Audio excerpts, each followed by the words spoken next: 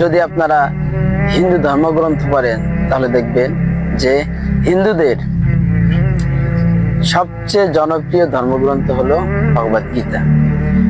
ভগবদ গীতায় উল্লেখ আছে 7 নম্বর অধ্যায়ের 20 নম্বর অনুচ্ছেদে উল্লেখ আছে যে জাগতিক আকাঙ্ক্ষা যাদের বিচার বুদ্ধিকে হরণ করেছে তারাই নকল ঈশ্বরের উপাসনা করে, তার মানে তারাই মূর্তি পূজা করে।